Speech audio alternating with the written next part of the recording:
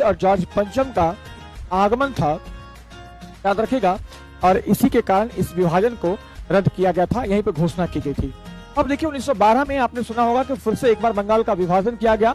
ये विभाजन नहीं था, दरअसल बंगाल से बिहार और उड़ीसा को संयुक्त रूप से अलग करके एक बिहार प्रांत का गठन कर दिया गया। साथियों सिलेबार तरीके से फिर से एक बार समझ लें कि बंगाल विभाजन किस वर्ष किया गया, तो 1905 में किया गया। उसके बाद किस कारण स्वदेशी आंदोलन शुरू किया गया था। बंगाल विभाजन के विरोध में ही स्वदेशी आंदोलन की शुरुआत की गई थी। बंगाल विभाजन के विरोध में स्वदेशी आंदोलन की शुरुआत की गई।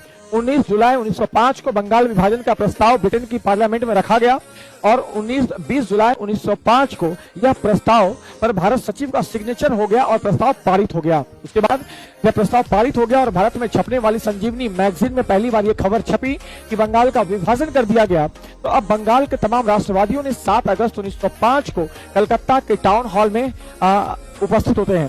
लगभग 50,000 की भीड़ में सुरेंद्र नाथ बैनर्जी और कृष्ण कुमार मित्र ने स्वदेशी आंदोलन शुरू करने का प्रस्ताव रखा। कहते हैं कि स्वदेशी आंदोलन का प्रस्ताव सर्वसम्मति से पारित हो गया और कृष्ण कुमार मित्र के द्वारा रखा गया। इस प्रस्ताव को सबसे पहला समर्थन किसने दी थी, तो सिस्टर निवेदिता ने दी थी। उसके बाद स्वदेशी आंदोलन शुरू हो जाते हैं।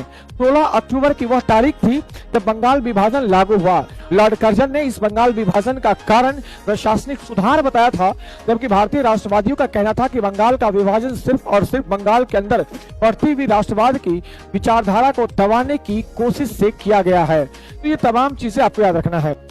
ये जो जॉर्ज अरुणडेल कमेटी है जिसकी सिफारिश पे बंगाल विभाजन को रद्द किया गया, ये जॉर्ज अरुणडेल कमेटी दरअसल प्रशासनिक सुधार के लिए बनाया गया था। प्रशासनिक सुधार के लिए बनाया गया था, ठीक है, ठीक है, प्रशासनिक सुधार के लिए बनाया गया था, याद रखिएगा, ठीक है। तो ये तमाम चीजें आपको याद करना है।